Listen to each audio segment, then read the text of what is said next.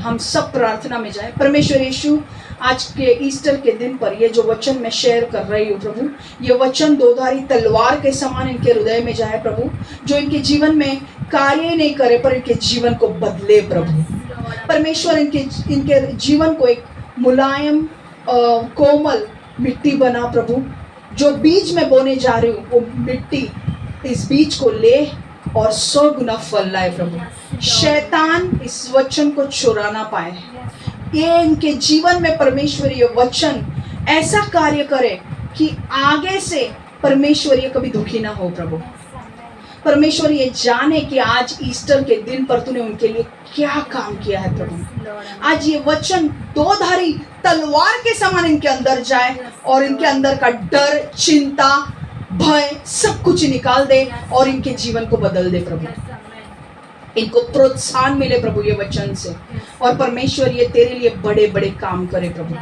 यीशु के नाम से मैं मांगती हूँ, आमेन आमेन आमेन, हालेलुया। आज का जो वचन है उस वचन का नाम है, ओ मृत्यु तेरा दंश कहाँ है, O death where is your sting. आज कितने लोग हैं जो मृत्यु से डरते हैं? कितने लोग हैं? हाथ ऊपर करो जल्दी। कितने लोग हैं उनको डर लगता है मृत्यु से? जल्दी सच में बोलो, एकदम हुली हुली मत बनो भाई, पवित्र मत बनो ना, सच है तो सच है। आज कितने लोग हैं जो मृत्यु से डरते हैं? आज का वचन आपके अंदर से मृत्यु का डर निकाल देगा, क्योंकि परमेश्वर यीशु ने हमें मौत के ऊपर विजय दिलाई है। हालेलुया, आमेन। परमेश्वर यीशु ने मौत के ऊपर विजय पाई है, और आपने यीशु को ग्रहण किया है तो आपने भी विजय पाई है। आज एक वचन हम देखेंगे। मैं वचन फास्ट लेने वाली हूँ, आपके स्क्रीन खोल के रखिए जूम पे, या फिर आप वचन बाद में लिख के लीजिए। 1 कोरिन्थियों 15:55 से 57, 1 कोरिन्थियंस 15:55-57। मैं हिंदी में ही लेने वाली हूँ आज। हे मृत्यु तेरी विजय कहाँ है?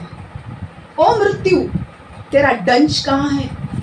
पाप मृत्यु का दंश है और पाप की शक्ति मिलती है व्यवस्था से, किंतु परमेश्वर का धन्यवाद है जो प्रभु यीशु मसीह के द्वारा हमें विजय दिलाता है। हालेलुया। एक चीज इसमें से अभी समझ लो, परमेश्वर को धन्यवाद है जो प्रभु यीशु के द्वारा हमें विजय मिलता है। हालेलुया। मृत्यु का दंश क्या है? हे मृत्यु तेरा दंश क्या है, तेरा विजय का है? अब हम सीखेंगे इसका मतलब क्या है, ठीक है। बहुत सारे लोग मृत्यु से डरते हैं, वो जानना चाहते हैं कि मरने के बाद क्या होता है। आज हम बाइबल हमें मृत्यु के विषय में क्या सिखाता है वो हम जानेंगे। बाइबल हमें सिखाता है 3 प्रकार के मृत्यु होते हैं। शारीरिक मृत्यु, मैं चाहती हूँ कि कान खोल कर सुने आज का वचन, क्योंकि ये वचन आपके जीवन से मृत्यु का डर निकाल देगा। बाइबल हमें सिखाता है 3 प्रकार के मृत्यु होते हैं, शारीरिक मृत्यु, आत्मिक मृत्यु और अनंतकालिक मृत्यु। एक व्यक्ति जो है, एक मनुष्य है, वो 3 चीजों से बना है, शरीर, प्राण और आत्मा। एक मनुष्य के अंदर शरीर है, प्राण है और आत्मा है। अब हम जानेंगे 3 प्रकार के मृत्यु क्या होते हैं। शारीरिक मृत्यु मतलब शरीर का आत्मा से जुदा होना। शरीर मर जाता है, आत्मा बाहर निकलता है। आत्मिक मृत्यु मतलब आत्मा का परमेश्वर से जुदा होना। आत्मा बाहर निकलता है, आत्मा हमेशा के लिए परमेश्वर से जुदा हो जाता है। और अनंतकालिक मृत्यु मतलब आत्मा का हमेशा के लिए नरक की आग में डाला जाना।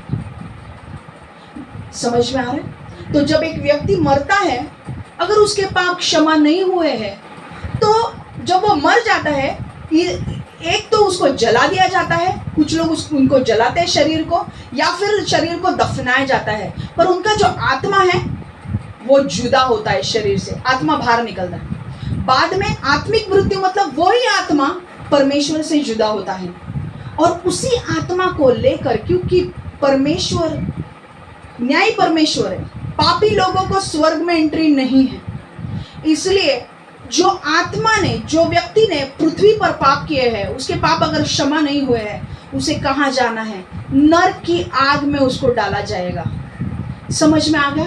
ये 3 चीजें सत्य है और उसको गाढ़ बांध के चलो।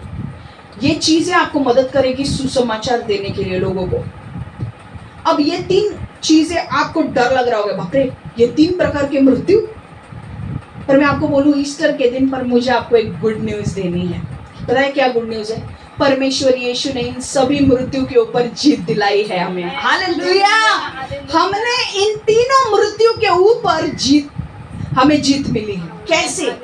हम देखेंगे। अब पहले हम बेसिक से जाएंगे। मैं इसलिए आज बेसिक सिखा रही हूँ क्योंकि मैं चाहती तो ईस्टर के लिए कुछ और वचन ले सकती थी, पर मैं चाहती हूँ कि आप अच्छी तरीके से समझे मृत्यु के बारे में। मृत्यु की शुरुआत कैसे हुई? अब 3 प्रकार के मृत्यु परमेश्वर ने बोले, शारीरिक मृत्यु, आत्मिक मृत्यु, अनंतकालिक मृत्यु। पर अब हमें जानने की जरूरत है कि मृत्यु आया कहां से। तो जब मनुष्य पृथ्वी पर आया, क्या वो तय करके आया था कि उसका मृत्यु होगा? नहीं ना। अब हम देखेंगे कि उसकी शुरुआत कैसे हुई। मृत्यु की शुरुआत पाप करने से हुई। पृथ्वी पर मनुष्य ने जब पाप किया तब मृत्यु की शुरुआत हुई। आपको पता है जब आदम और हवा को परमेश्वर ने पृथ्वी पर रखा तो आदम और हवा ने जब तक पाप नहीं किया था उनको कोई मृत्यु का दंड नहीं था। वो लोग हमेशा के लिए जिंदा रहने वाले थे। सोचो, पृथ्वी एक दूसरा स्वर्ग होने वाला था। और अगर हम आदम और हवा के वंश हैं, हम उनसे बाहर निकले हैं, हम भी आज मरने वाले नहीं थे। हम दूसरा स्वर्ग जो पृथ्वी पर है वो उसको हम एंजॉय करने वाले थे, उसका हम आनंद लेने वाले थे। पर मृत्यु की शुरुआत कैसे हुई? मृत्यु की शुरुआत पाप करने से हुई। पृथ्वी पर मनुष्य ने जब पाप किया तब मृत्यु की शुरुआत हो गई। अब एक चीज हमें जानना जरूरी है। रोमियो 6:23 वचन बोलता है, रोमन्स 6:23, रोमियो 6:23 वचन, रोमीकरांस 6वां अध्याय 23वां वचन। क्योंकि पाप का मूल्य तो बस मृत्यु ही है, जबकि हमारे प्रभु यीशु मसीह में अनंत जीवन है, परमेश्वर का सेंट मेंट का वरदान है। हालेलुया!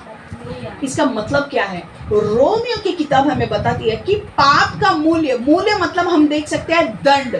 पाप का दंड तो बस मृत्यु ही है। पर अगर आपने यीशु मसीह को अपनाया है तो अनंत जीवन है।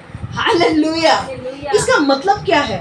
पाप का दंड, मैं आपको वचन के साथ आज सिखा रही हूँ। कई बार मैं ऐसी थ्योरी सिखा दी हूँ, आज मैं वचन दे रही हूँ आपको।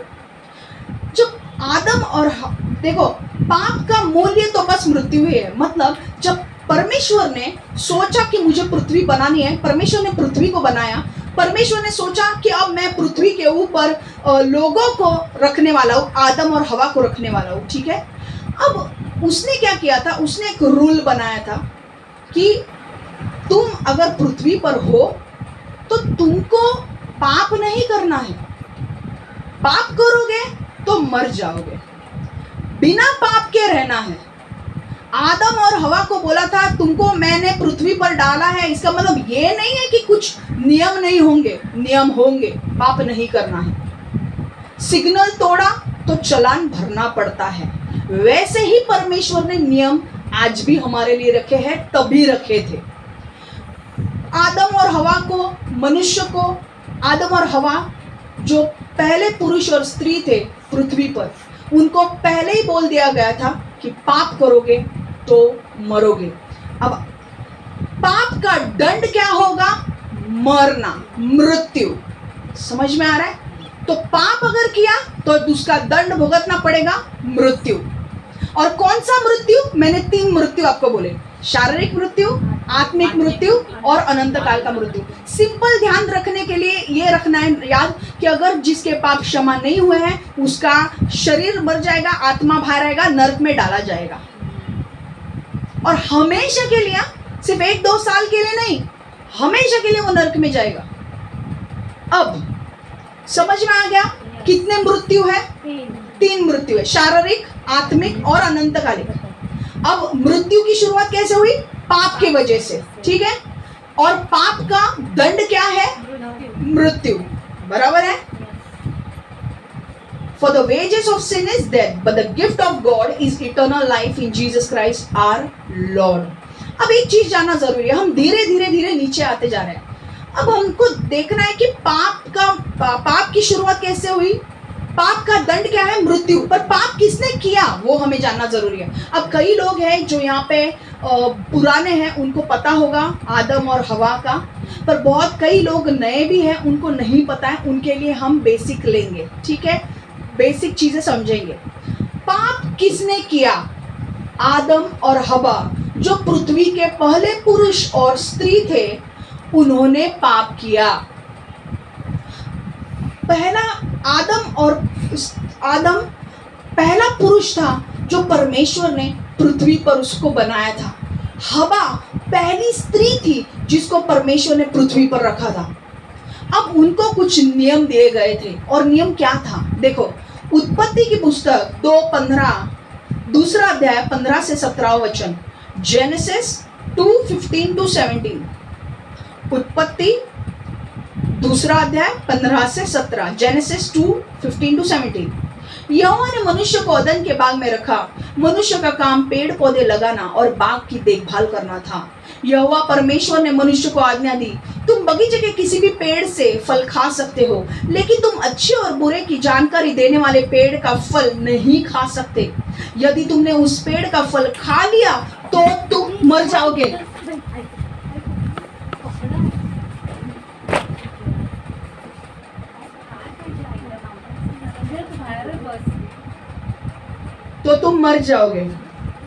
सब लोग इधर देखिए, सब लोग इधर देखिए, कुछ नहीं हुआ है.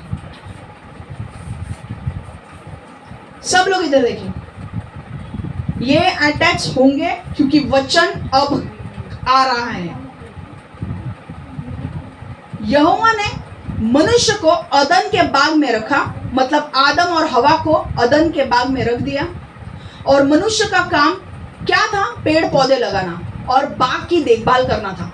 उसे बोला कि भाई तुझे मैंने रख दिया है, पर तुझे काम धंधा भी करना है. दोनों को बाग में रखा और बोला पेड़ पौधे की देखभाल तुमको करनी है. ऐसे ही नहीं छोड़ा मनुष्य को जिंदा करके, पैदा करके. समझ में आ रहा है? मनुष्य को बोला तुमको बाग की देखभाल करनी है, पर एक चीज तुमको ध्यान में रखना है कि तुम सारे पेड़ों में से फल खा सकते हो, सिर्फ एक पेड़ से फल नहीं खाना है, वो अच्छे और बुरे का ज्ञान का वृक्ष देने वाला पेड़, उससे फल नहीं खाना है. समझ में आ रहा है? क्लियर कट स्टेटमेंट था. परमेश्वर ने क्लियरली बोला था ये बगीचा है, बगीचे का ये पेड़ में से फल नहीं खाना है, बाकी के कोई भी पेड़ में से फल खा सकते. तो उन्होंने क्या किया? उन्होंने बोला ठीक है, पर परमेश्वर ने उनको और एक चीज बोली, अगर तुमने, लेकिन तुम अच्छे और बुरे के ज्ञानकारी देने वाले पेड़ का फल नहीं खा सकते. यदि तुमने उस पेड़ का फल खा लिया तो तुम मर जाओगे. किस मरने की बात कर रहा है परमेश्वर? वो 3 मौत के बारे में परमेश्वर बात कर रहा है, मृत्यु के बारे में. कौन से 3 मृत्यु? आत्मिक और अनंतकालिक मृत्यु. समझ में आया? अभी आदम और हवा को पहले ही नियम दे चुका था परमेश्वर कि मैंने तुम्हें यहाँ पे रखा है, तुम किसी भी पेड़ से खा सकते हो, सिर्फ एक पेड़ से तुम्हें खाना नहीं है. अगर तुम खाओगे तो तुम्हारी शारीरिक मृत्यु, आत्मिक मृत्यु और अनंतकाल की मृत्यु हो जाएगी. ओके, तो ये मृत्यु के बारे में वो बात कर रहा था. ठीक है, अब जब उन्होंने, पर आदम और हवा ने पाप किया, आदम और हवा ने परमेश्वर के दिए हुए आज्ञा का उल्लंघन किया. परमेश्वर ने कहा था करना नहीं है ये काम, उसने वो काम किया और उन्होंने उसी पेड़ में से, जिस पेड़ से बोला था खाना नहीं है, उसी पेड़ से फल को तोड़ा और खा लिया. और जब खाया तब परमेश्वर के आज्ञा का उल्लंघन किया और पाप की शुरुआत हो गई. और मैंने क्या कहा था कि अगर पाप किया तो पाप का दंड क्या है? मृत्यु है. बराबर? तो उसी वक्त से ये मृत्यु का दंड शुरू हो गया. पृथ्वी पर पाप कभी अगर नहीं होता तो मृत्यु का दंड आता ही नहीं. अगर तुम सिग्नल नहीं तोड़ोगे तो चालान क्यों भरोगे? बराबर कि नहीं? तो अगर आदम और हवा ने ये पाप किया ही नहीं होता, हम अनंत काल तक पृथ्वी पर जीवित रहते, पृथ्वी दूसरा स्वर्ग होता। पर क्योंकि आदम और हवा ने पाप किया, उस पाप के वजह से मृत्यु की शुरुआत हो गई, और वो मृत्यु हर एक मनुष्य जाति के ऊपर आ गया। आदम को भी मृत्यु से गुजरना पड़ा, जबकि आदम मरने वाला नहीं था। आदम ने अगर पाप नहीं किया होता तो वो नहीं मरता। पता है आपको क्या लिखा है? उत्पत्ति अगर 5:5 का वचन अगर आप देखोगे, उत्पत्ति 5:5, जेनेसिस 5:5, इस तरह आदम पूरे 930 वर्ष तक जीवित रहा, तब वह मरा। कितने साल आदम जीवित रहा? 930 वर्ष। पर 930 वर्ष के बाद वो मर गया। वो मरने वाला नहीं था। मतलब क्या हुआ? शारीरिक मृत्यु आ गई। ठीक है, अब ये मत सोचना कि आदम और हवा को नरक में डाल देगा, नहीं, क्योंकि आदम और हवा के लिए परमेश्वर ने एक आदम और हवा को, अगर आपने देखा होगा कि आदम और हवा को अगर आपने वचन में पढ़ा होगा, उनको कपड़े दिए परमेश्वर ने। वो कपड़े कैसे दिए? चमड़े के कपड़े दिए गए हैं। तो परमेश्वर ने उनके लिए एक पशु का बलिदान देके, उनका लहू देके, वो चमड़े के कपड़े उनको पहनाए, ताकि उनके लिए कोई बलिदान जाए और वो नरक में जाने से बचे। पुराने नियम में अगर कोई पाप करता था और उस पाप से बचना चाहता था, तो उसके लिए एक बलिदान जाना जरूरी होता था, और वो बलिदान किसी पशु का देना जरूरी होता था। जो व्यक्ति ने पाप किया है वो क्या करता था? एक पशु लेकर आता था, एक कोई भी एनिमल लेकर आता था, उसके ऊपर वो अपना हाथ रखता था, परमेश्वर के भवन में उसके ऊपर हाथ रखता था, और वो अपना जो पाप है वो उसको देता था, और फिर वो पशु को मारता था। वो एनिमल का जो था ना, वो चाहे कबूतर हो या मेमना हो, उसको वो काटता था।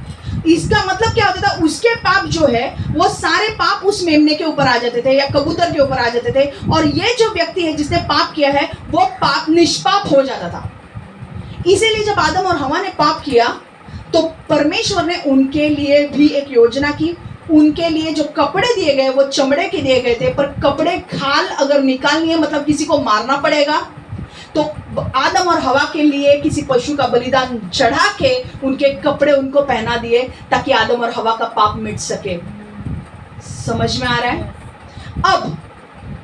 अब आदम और हवा ने पाप किया, अब पाप तो हो चुका है और दंड भी आ चुका है। पाप किया तो दंड आएगा। परमेश्वर न्याय परमेश्वर है, उसने जो बोला वो करता है।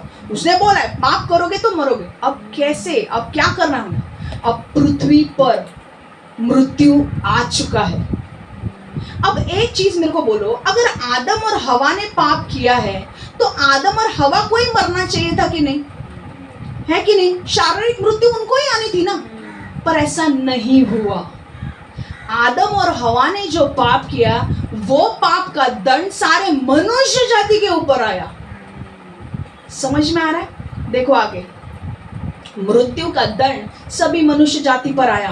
रोमियो का 5:12 वचन कहता है, रोमन्स 5:12, रोमियो 5:12, इसीलिए एक व्यक्ति आदम के द्वारा जैसे धरती पर पाप आया और पाप से मृत्यु, और इस प्रकार मृत्यु सब लोगों के लिए आई, क्योंकि सभी ने पाप किए थे। मतलब एक व्यक्ति ने पाप किया, आदम ने, उसके द्वारा धरती पर पाप आया। ठीक है, आदम ने पाप किया, धरती पर पाप आया, पाप के वजह से मृत्यु आई, और मृत्यु सब लोगों के ऊपर आई।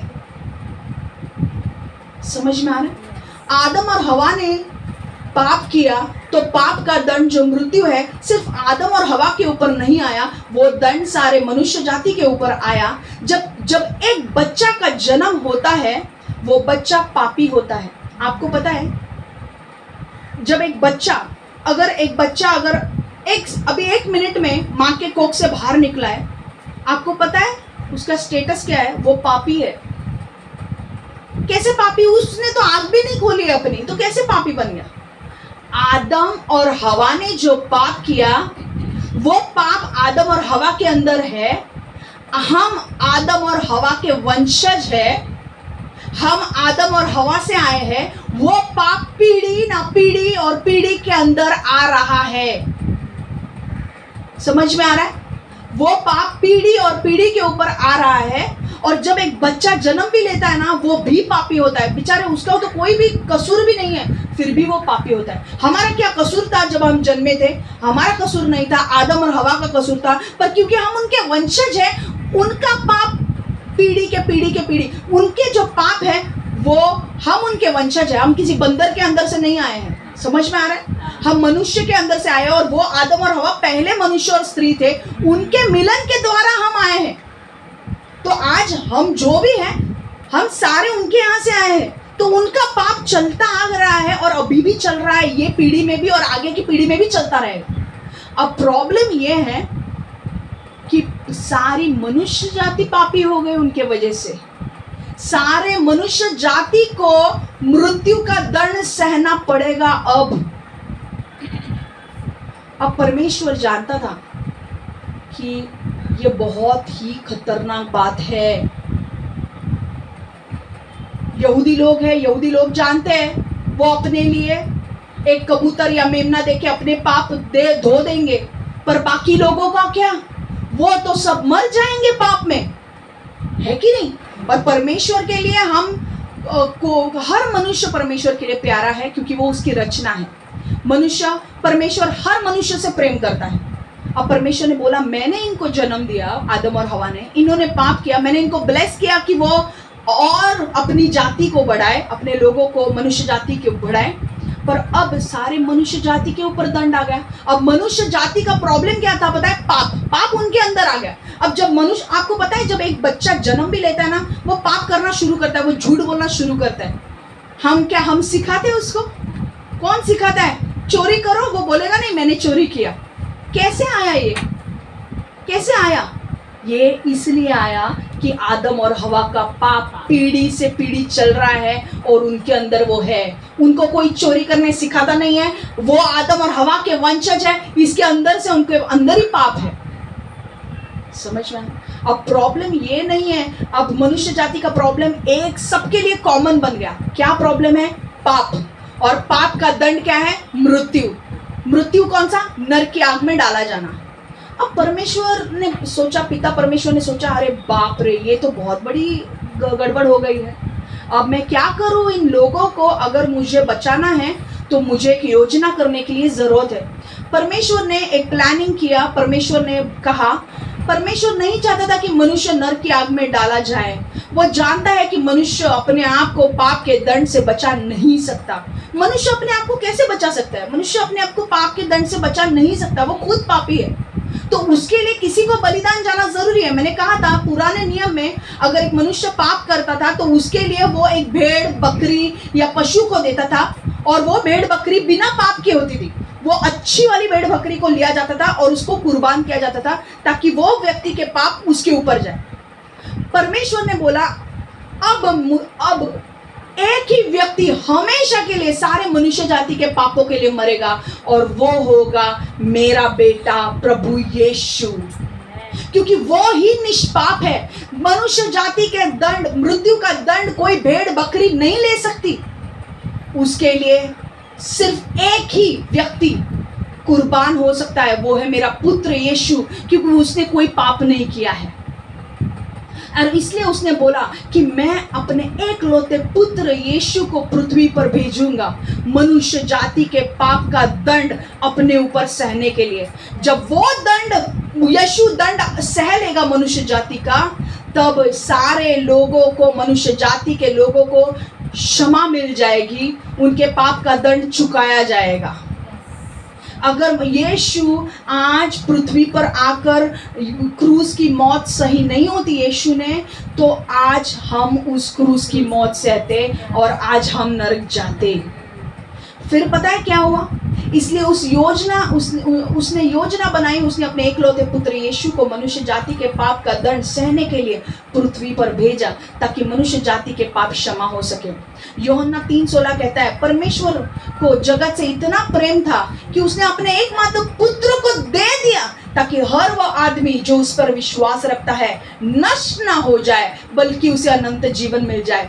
अब एक चीज मुझे जानना जरूरी है, यहाँ पे बताना जरूरी है, ये पार्ट आप ध्यान में रखिए। क्या कहा है? परमेश्वर को जगत से इतना प्रेम था कि उसने अपने एकमात्र पुत्र को दे दिया, ताकि हर वो आदमी जो उसमें विश्वास रखता है, किसमें? यीशु पे, नष्ट ना हो जाए। नष्ट क्यों होगा?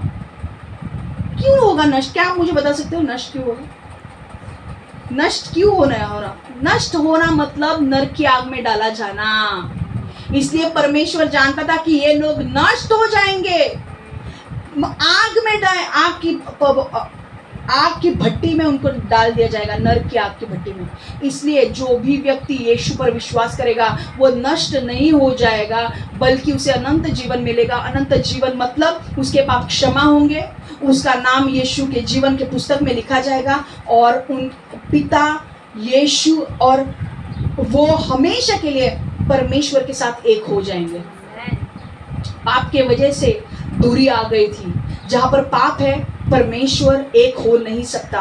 हमारे अंदर पाप था, पाप के वजह से परमेश्वर हमसे बातचीत नहीं कर पा रहा था, हम दूर हो गए थे, हमारा रिश्ता परमेश्वर के साथ टूट गया था। पर यीशु ने पृथ्वी पर आया, यीशु पृथ्वी पर आया, उसने निष्पाप जीवन जिया, उसने एक भी पाप नहीं किया। उसके जब वो जी रहा था, उसने 30 साल तक वो पृथ्वी पर जीवित रहा। 30 साल तक वो अपनी सेवकाई करता रहा, लोगों को चंगा करता रहा, लोगों को छुटकारे दिया, लोगों के बंद आंखें उसने खोली है, बहरों को सुनने के लिए उसने कान दिए, अच्छे कानों को खोल दिया, सारे अंधकार की शक्तियों से जो लोग पीड़ित थे उनको छुटकारा दिया, बीमारी से चंगाई दी, हर एक बीमारी को जड़ से उखाड़ दिया, रोगों को उखाड़ दिया, कैंसर हो, एड्स हो, जो भी उस टाइम की बीमारी थी वो यीशु ने चंगी करी। उसने लेप्रेसी, कोढ़ी लोगों को, उस वक्त कोई पूछता भी नहीं था, सब लोग दूर भागते रहे, यीशु ने उनको हाथ लगाकर चंगा किया है।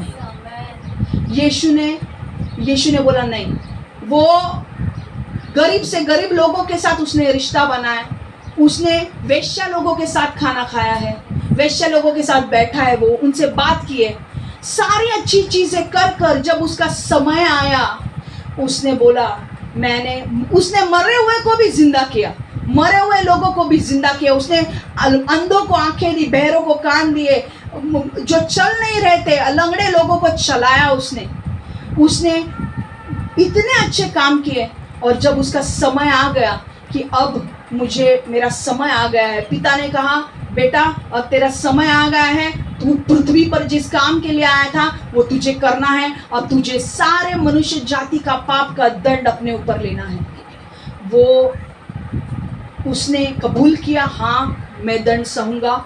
वो गया क्रूस पर, उसके हाथ में 8-8 इंच के खीले ठोके गए। 8 इंच मतलब आप इतना देख सकते हो, इतना 8 इंच के खीले उसके हाथों में ठोके गए, उसके पैरों में ठोके गए।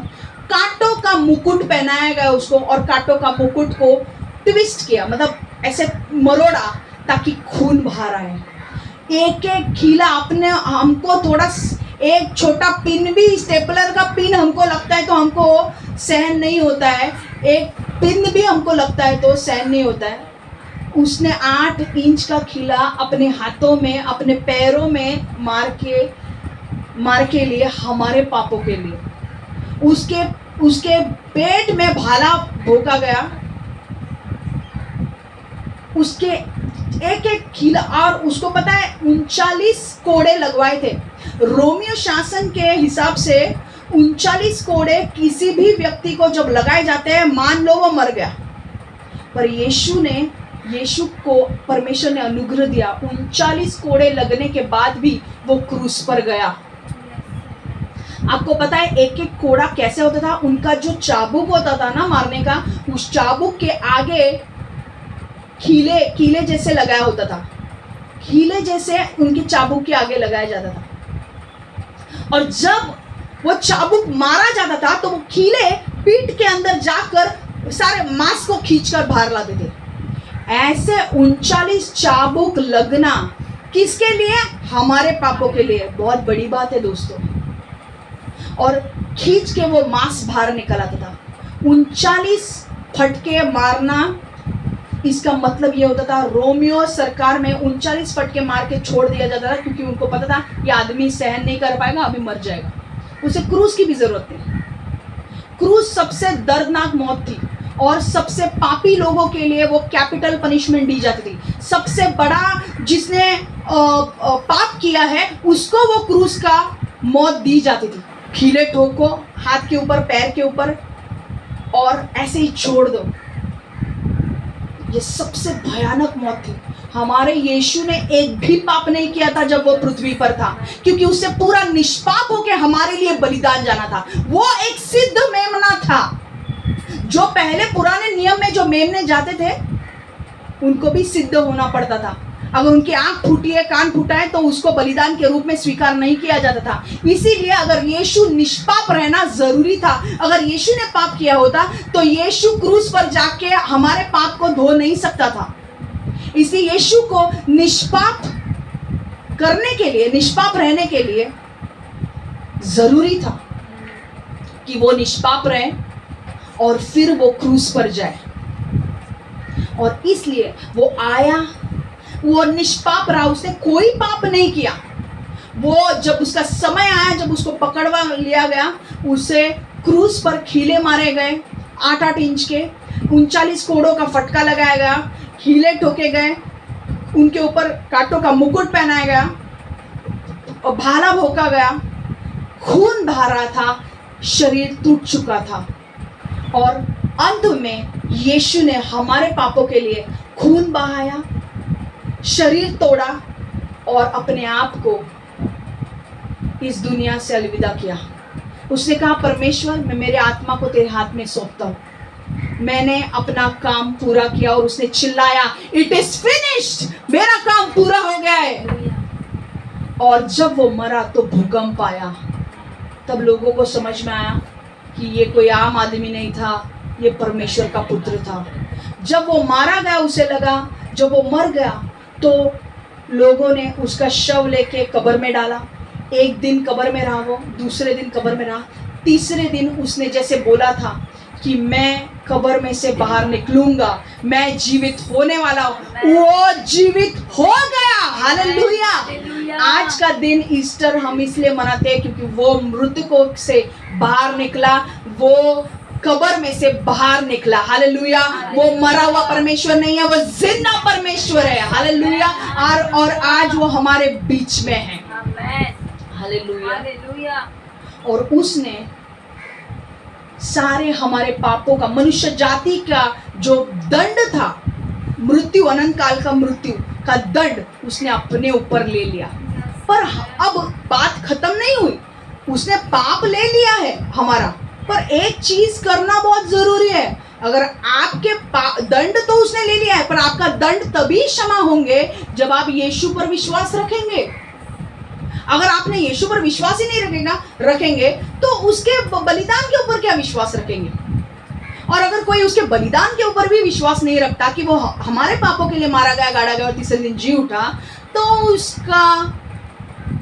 उसके पाप क्षमा नहीं होंगे। तो तब यीशु ने हमारे पापों के लिए वो मारा गया, गाड़ा गया और तीसरे दिन जी उठा। और उसने कहा, अब जो भी कोई मेरे नाम पर विश्वास रखेगा उसके पाप क्षमा होंगे और वो अनंत काल का जीवन पाएगा। अनंत काल का जीवन पाएगा मतलब क्या? उसका नाम जीवन के पुस्तक में लिखा जाएगा और वो स्वर्ग जाएगा और पिता के साथ हमेशा हमेशा के लिए स्वर्ग में रहेगा। आज मैं बोल रही हूँ, क्यों डर रहे हो? आप मरोगे तो कहाँ जाने वाले हो? तो क्यों डरना है? कितनी बड़ी बात है। मैं आपको मुझे ना आज ऐसे लग रहा है एक दिन मैं ना नरक का वीडियो आपको दिखाने वाली हूँ। एक 5 मिनट का वीडियो या 10 मिनट का वीडियो मैं प्ले करूंगी आपके लिए। आप देखना ये वीडियो नरक का, बहुत ही भयानक है। और आपको परमेश्वर ने किससे छुड़ाया है ना, तब आपको अंदाजा लगेगा। रोमियो 5:17 का वचन कहता है, अतः यदि एक व्यक्ति के उस अपराध के कारण मृत्यु का शासन हो गया, तो जो परमेश्वर के अनुग्रह और उसके वरदान की प्रचुरता का, जिसमें धर्मी का निवास है, उपभोग कर रहे हैं, वो तो जीवन में उस एक व्यक्ति यीशु मसीह के द्वारा और भी अधिक शासन करेंगे। इसका मतलब क्या है? एक मनुष्य आदम के वजह से सारी मनुष्य जाति पर दंड आया, सारी मनुष्य जाति ने पाप किया और पाप का दंड मृत्यु आया। पर यीशु ने, परमेश्वर ने एक ही व्यक्ति को भेजा, यीशु को। उसने परमेश्वर के आज्ञा का उल्लंघन नहीं किया, उसने पाप नहीं किया और उसके वजह से उसने सारा दंड को अपने ऊपर ले लिया और उसने सारे मनुष्य जाति को दंड से आजाद किया। पर सिर्फ एक ही चीज है, प्राइस तो उसने दे दिया है, उसने कीमत चुका दी है, पर आपको विश्वास करना जरूरी है यीशु पर। अगर आप यीशु पर विश्वास नहीं करोगे तो उसकी क्षमा नहीं पा सकते।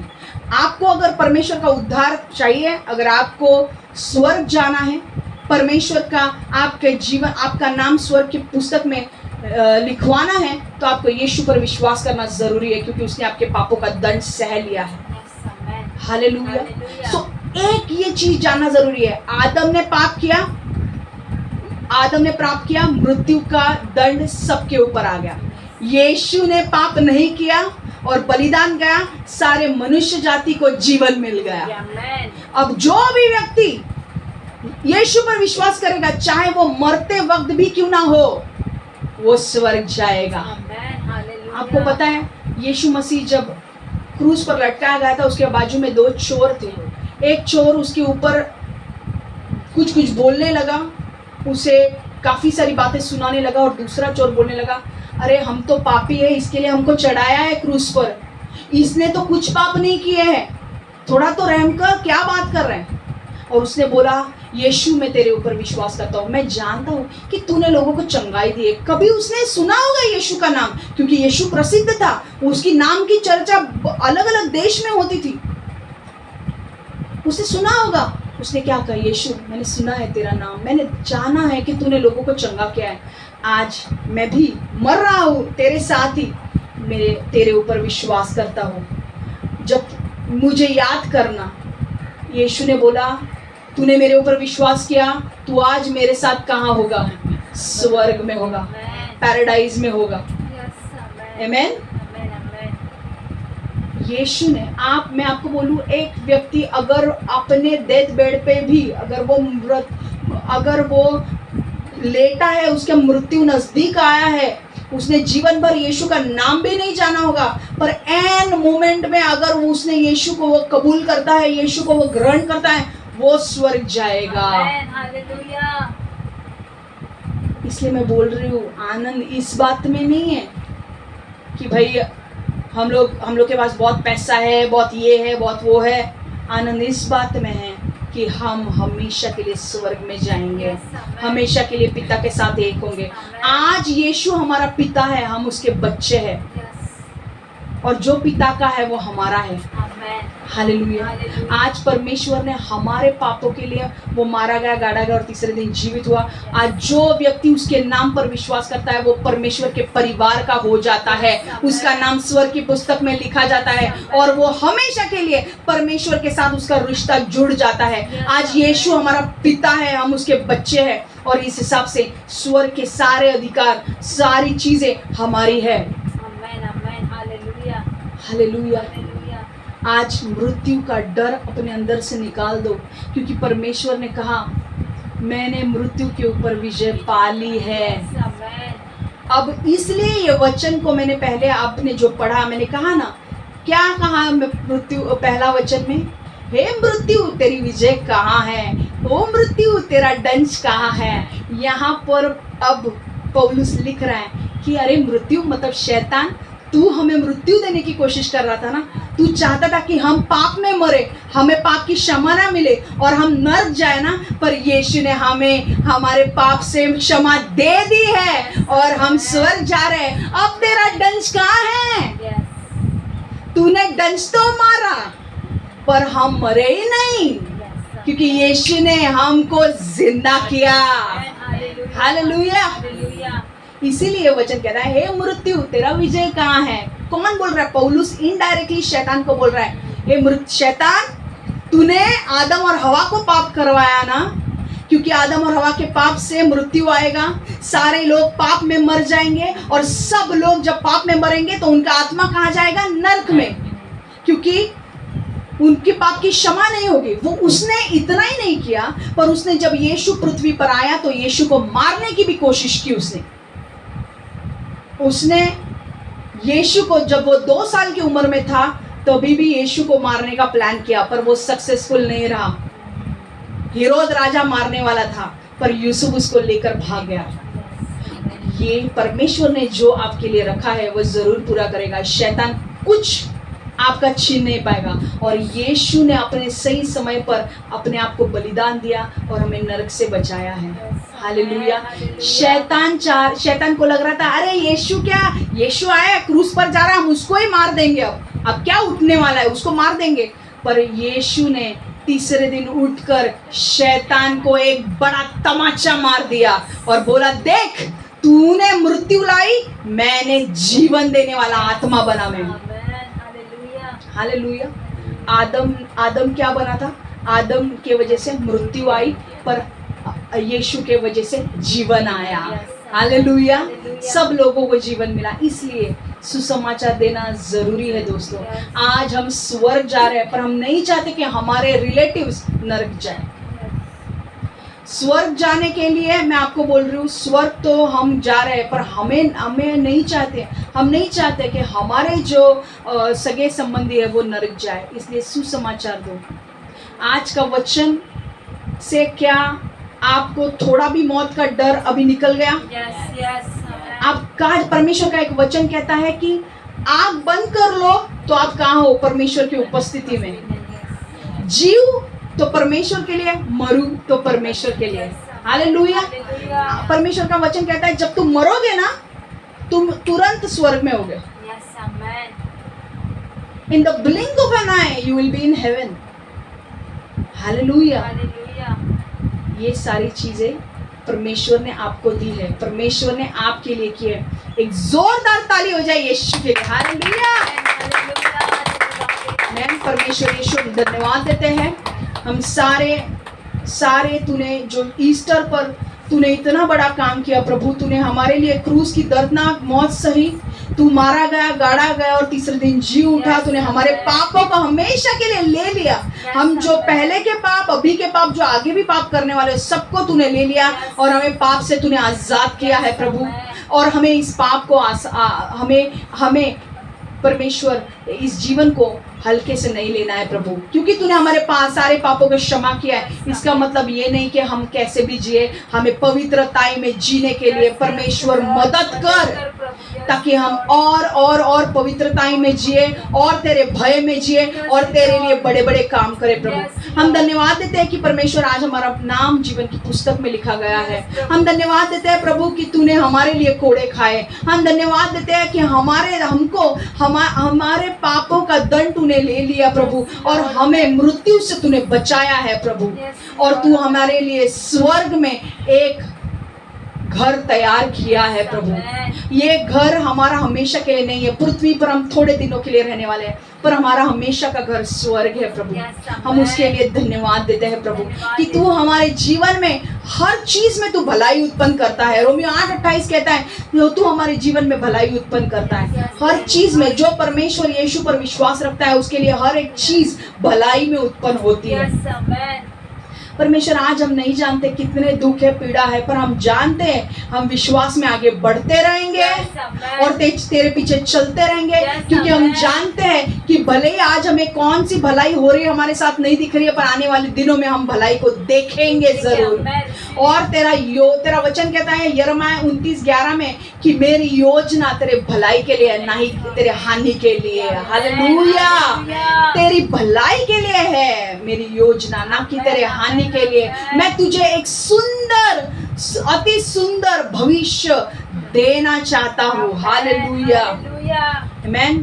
परमेश्वर यीशु मैं मांगती हूँ प्रभु, हर एक व्यक्ति जो आज ये वचन को सुन रहा है, हर एक को आशीषित कर, हर एक के अंदर से मृत्यु का डर निकाल दे, क्योंकि उनको अंदर उनके अंदर ये डर जो है, शैतान बोलता है अरे तू मरेगा, मरने के बाद किधर जाएगा, ये डर निकाल दे, क्योंकि वो जानते कि जिन्होंने यीशु पर विश्वास किया वो स्वर्ग जाएंगे। तो परमेश्वर उनके अंदर से वो डर को निकाल दे।